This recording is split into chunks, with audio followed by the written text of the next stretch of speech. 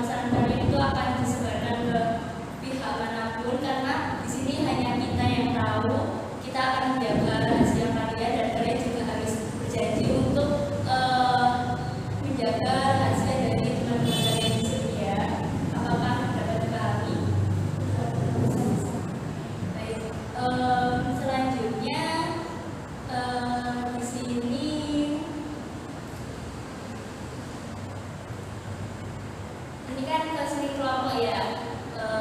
Saya ingin bertanya terlebih dahulu tentang permasalahan kalian secara individu ya. Dimulai dari mungkin Mbak Bulan terlebih dahulu. Permasalahan yang belakangan ini sedang aku alami itu mungkin dari kurangnya kemampuan aku dari diriku sendiri untuk manajemen waktuku, entah itu dari lebih utamanya mungkin di tugas ya, mungkin karena dari kemarin itu ngikutin organisasi dan mungkin terlalu padat, tapi mungkin seharusnya orang terlalu padat itu bisa manage waktunya. Mungkin aku jadi orang yang belum bisa manage waktu dengan sangat baik, jadi tugasnya agak gak terurus gitu, jadi manajemennya kurang, jadi kayak kerjanya harus ekstra di akhir-akhir karena mungkin habis itu capek ya, habis organisasi capek, jadi kayak butuh istirahat gitu, jadi manajemennya kurang, males-malesan, tugasnya agak lambat gitu. Oke, jadi permasalahan Mbak Bulan ini terkait manajemen waktu ya, karena mengikuti berbagai kegiatan, jadi Mbak Bulan ini sedikit kebingungan dalam menjalankan tugas ataupun mengerjakan hal-hal yang lainnya karena belum bisa manajemen waktu yang baik gitu ya. Oke, selanjutnya Mbak Bulan. Kalau masalahku yang akhir-akhir ini tuh lebih ke kontrol emosi. Soalnya gini ya, mungkin ya perempuan kali ya kalau mau mau depan tuh kayak gini kan.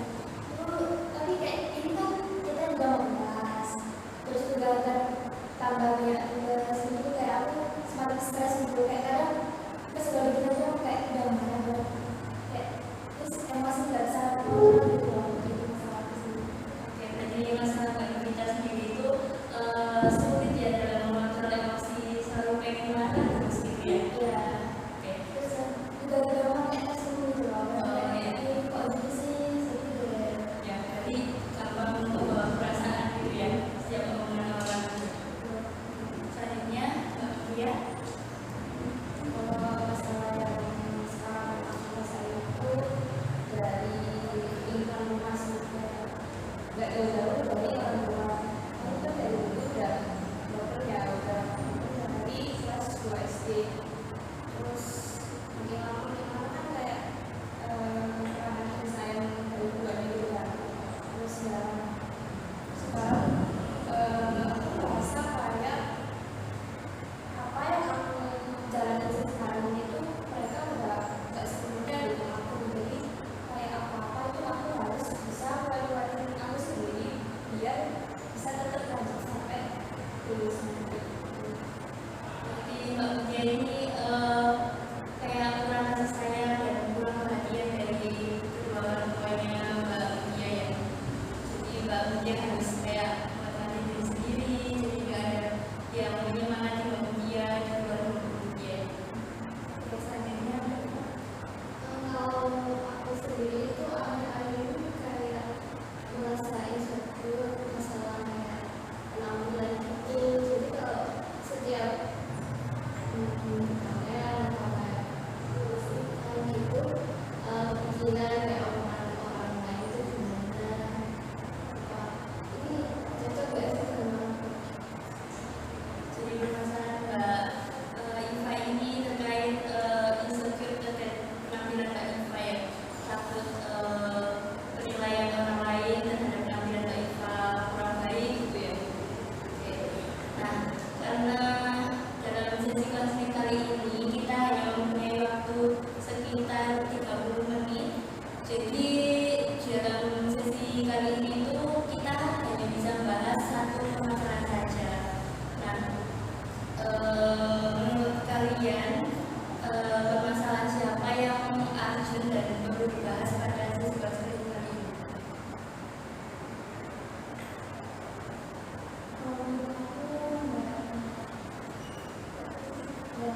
Iya ya. Apakah Mbak Buya sepakat dan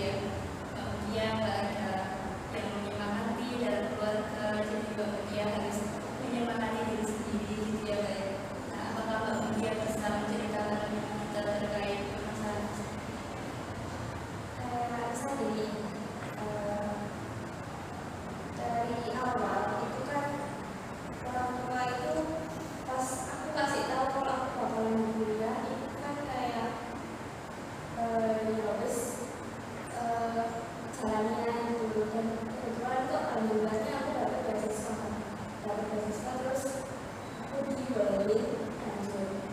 Tapi untuk yang lainnya tuh kadang aku kurang merasa kayak ya kurang dibiayai dalam segi apa ya, kan kuliah juga nggak cuma semata-mata kampus, kan ada kegiatan lain yang butuh biaya gitu. Mereka itu kayak nggak mau tahu apa aja biaya sih yang aku butuhin, dan mereka hanya berpatokan ke beasiswa sih yang aku dapat gitu. Terus jadi kayak ya harus apa ya, kayak kalau aku berkaitan apapun kayak aku sendiri juga belum mau bilang itu ya suka, soalnya mereka itu dari awal terus gak mendukung gitu. Tapi di manapun namanya anak kan masih apa ya, masih tanggung waktu gitu loh. Terus kita mau minta pun suka, tapi kalau gak minta ya kita kan butuh gitu loh. Terus gimana, terus kalau misalnya aku cari sampingan kerja kayak kurang bisa, karena beda kecil kan, kalau kecil aku gak bisa kayak capek-capek aku ya tugas banyak, terus ya kondisi rumah kalau misalnya aku banyak tugas pun orang tua aku nggak apa ya, nggak ada kayak tanya-tanya gimana tugasku susah juga, gimana aku hari ini, itu nggak pernah sama sekali sampai semester kayak gitu. Jadi orang tua Mbak dia ini kayak acuh gitu ya, enggak Soalnya mereka tuh berpikir kan dari awal itu kuliah kan memang butuh biaya ya, tapi kan seenggaknya dari aku sendiri itu ada kemauan mencari beasiswa sendiri gitu. Kan udah gak membebani yang gitu berat gitu kan. Cuma kok setelah usaha aku cari beasiswa sendiri, mereka kok gak ada apresiasi sama sekali gitu. Itu yang aku rasain kayak kok gini loh. saya paham sih perasaan Mbak. Dia pasti kayak merasa sedih banget ya karena diajukan oleh orang tua Mbak dia, terus nggak diberi dukungan sama sekali dalam menjalani perkuliahan ini. Nah sebelumnya saya mau tanya dulu, tadi orang tua Mbak dia itu sebenarnya nggak setuju ya kalau dia Ya apa ya, kayak tambah gitu loh guys. Kalau apa kan daftar ya, kalau daftar pertama dapat ya syukur, lanjut kalau nggak dapat ya udah nggak usah kuliah gitu. Jadi kayak terus kepatokan sama pendaftaran awal itu aja. kalau boleh tahu kenapa orang tua Mbak dia ini kayak sedikit ngambek gitu ya, kayak bolehin tapi kayak nggak bolehin gitu. Ya itu kan sih, itu kan sih mungkin karena keuangan. Mungkin kan ya mereka udah belum ya, maksudnya nggak setiap bulan ada. Mbak dia ini berapa bersaudara? Aku dua saudara, Mbak dia yang aku yang kedua punya emas. kakak Mbak dia ini sama berkuliah atau enggak? Keluarga sejarah. Terus kalau ya untungnya kakakku ini tuh masih apa ya, ngerti gitu, ngerti kondisi pasti aku pilihnya aku yang merasakan sih sekarang. Jadi kakakku itu kalah itu dalam artian gini, kan gak jauh-jauh dari motor kan juga dulu ya di kuliah kita kan mengiwari di obster atau apa itu, kalau gini-gini kan juga habis banyak gitu. Nah itu kakakku tuh ngerti, terus dia itu kok ya mungkin kerjanya enak, terus dia bisa kalah buat ambil motor lagi buat ngasih. Jadi motornya dua sekarang, satu buat aku, satu yang buat dia. Terus kalau kebutuhan kayak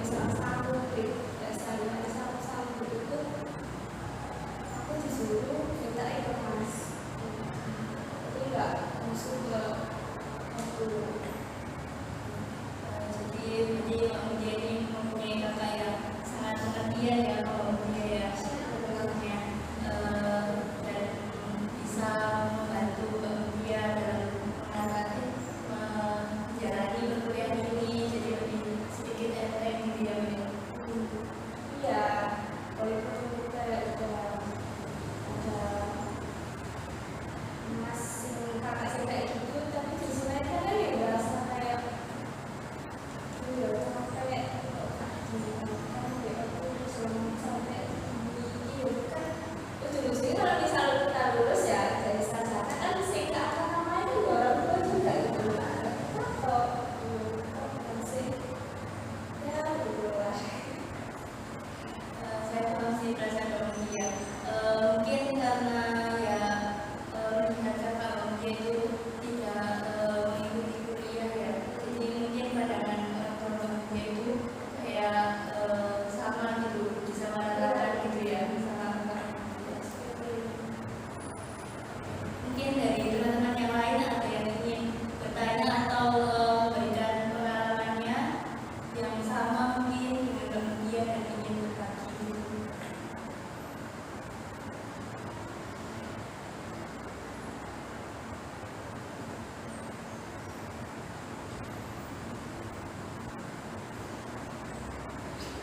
Mungkin ini selalu juga mungkin ngalamin kayak di finansial gitu. Kalau aku SMP kayaknya SMP itu jadi karena kakak kuliah gitu jadinya kayak mungkin butuh uang juga.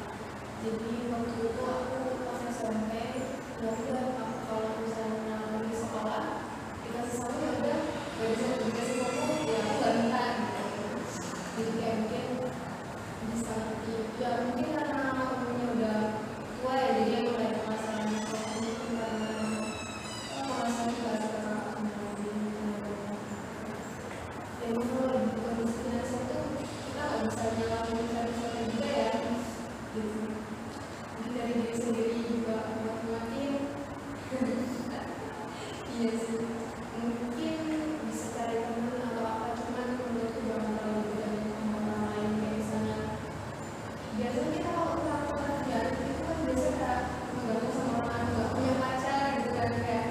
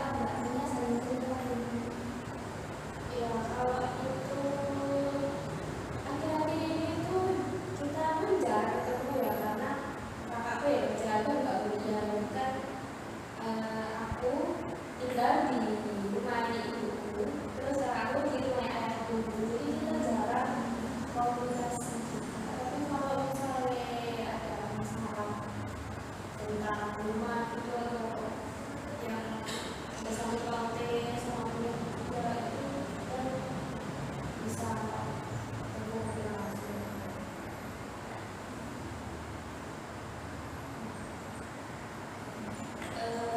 Jadi kita itu nggak boleh bergantung pada orang lain ya, karena itu tadi kalau kita misal udah merasa cocok dan rasa nyaman sama orang itu, dan orang itu kayak udah pergi gitu ya, dan dengan kita itu kita nggak ada apa ya, itu di luar kendali kita gitu loh. Jadi kita nggak bisa memaksakan orang itu bakal terus sama kita, itu nggak bisa. Jadi emang benar sih kata bangunan itu, kita harus nguatin diri kita sendiri, kita harus bertahan sama diri kita sendiri. Kita boleh punya teman yang dekat, tapi kita tetap jaga batasan dan nggak boleh gantungin kepercayaan kita itu di orang tersebut. Kalau dari Mbak Iva, apakah ada pertanyaan atau saran-saran Mbak Buya? Kalau aku cuma tanya sih, kalau untuk kuliah itu biasanya cita-cita atau gitu sampai lagi sih. Kalau menurutku itu ya punya ya bestie, dibilang bestie itu ya nggak bestie banget ya, ya sekedar gitu tapi deket aja gitu. Kalau cerita soal keluarga itu aku nggak pernah, tapi aku ya cowok. Nah aku ceritanya semua ini ke dia dan terjadi, dan apa ya, cowokku ini tuh 11-11 sama kakakku. Tanggal lahirnya aja cuma beda 1 hari. Makanya kayak ya ampun kok ya dipertemukan sampai sama orang sing lebih berarti lagi. Ya udah ya mungkin makanya aku bilang itu tadi, kalau nggak bisa lepas itu gimana, soalnya udah bener nyaman gitu loh dan mengerti betul kondisi keluarga ini. Dari pertanyaan-pertanyaan dari teman-teman dan saran dari teman-teman, apa yang ingin Mbak Mutia lakukan setelah ini untuk mengurangi ya rasa kesepian Mbak Mutia terkait keadaan keluarga Mbak Mutia itu? Kalau aku memang dari dulu orangnya apa ya, mengalir aja sih ya, maksudnya ya aku ya nggak mengalir dengan tanda kutip, nggak sih aku cari kayak ya kita dulu tetap udah bukan tadi sampai kita selesai ini buatnya sendiri untuk ya kemauan aku sendiri, walaupun tadi itu ya harus pokoknya seenggaknya aku nggak apa ya, nggak jadi beban lah kalau misalnya mereka nggak ngizinin gitu, nggak ngizinin ya nggak jadi beban. Kalau misalnya aku tambah berhenti, aku tambah kayak apa ya,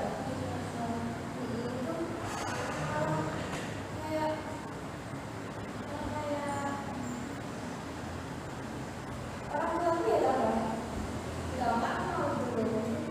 Kuliah semuanya itu kayak gitu. Kuliah ujung-ujungnya kerja ya gitu. Kayak ya udah, mending ya usah aku lanjutin aja, soalnya ya ini kan hasil usahaku sih dulu. Walaupun aku juga walaupun ya harus dapat beasiswa seadanya, tapi sebisanya aku tak gunakan beasiswa itu semaksimal mungkin sampai aku bisa lulus.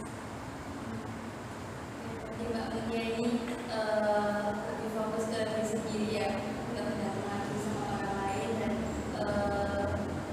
tidak menggantung diri kepada keluarga Mbak Mutia, nggak terlalu fokus untuk meminta perhatian yang lebih kepada keluarga Mbak Mutia gitu ya. Oke,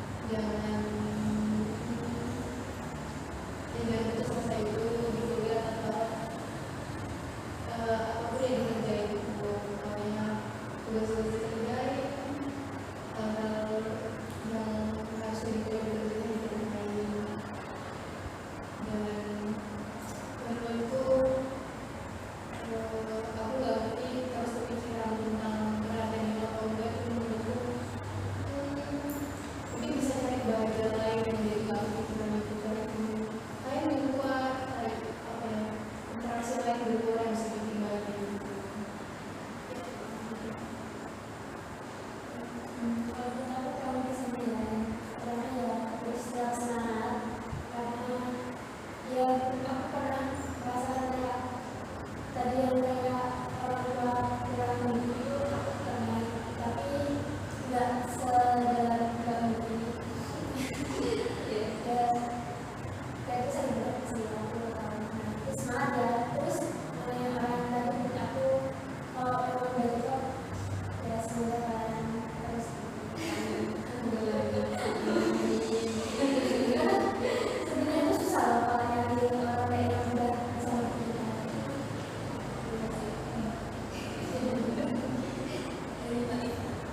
Kalau dari aku sendiri sama juga yang semangat terus terutama dalam kuliahnya ini.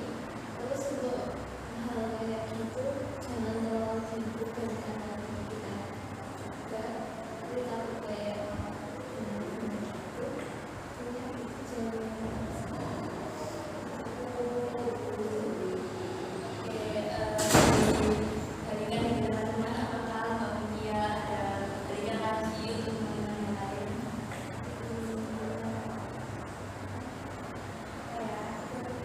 Juga terima kasih buat saya sama masukan yang dari kalian.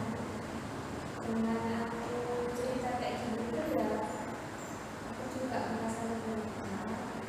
Walaupun ya kadang ada aku cerita ke orang tapi juga tidak kayak kamu dan ini cuma kayak komunikasi gitu. Terus sekarang terima kasih buat semuanya.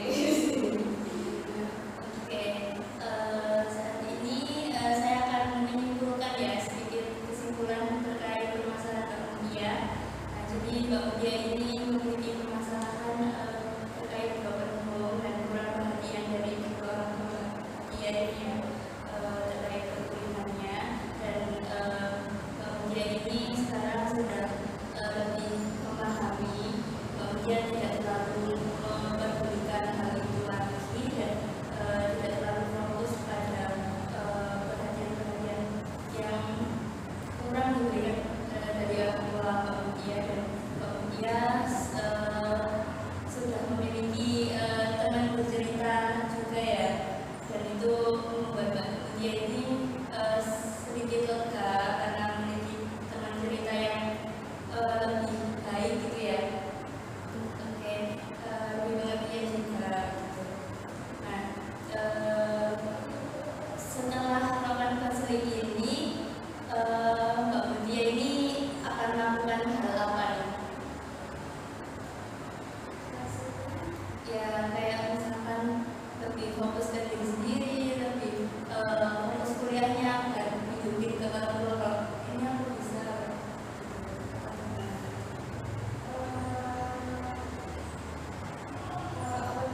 Aku sendiri itu mungkin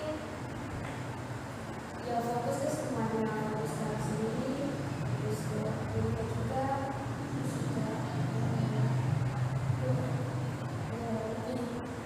lebih apa ya, lebih harus lebih dewasa untuk mengatasi keadaan cerita terjadi. Kita harus mengatasi.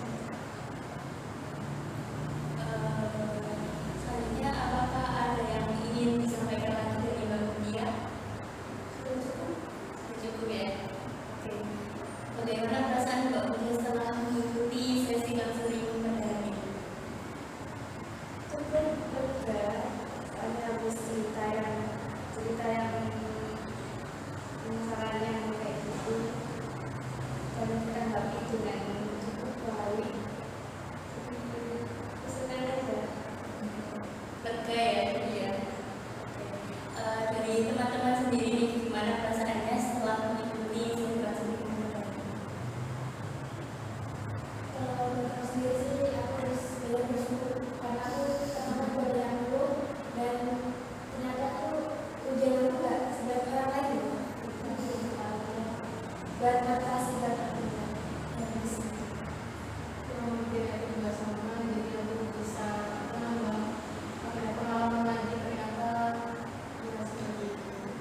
Jadi untuk kalian semua kalian ada pengalaman. Itu aku bisa bersyukur juga motivasi terus juga. Mengingat waktunya itu terbatas juga ya, hanya sekitar 50 menit. Jadi mungkin sesi konseling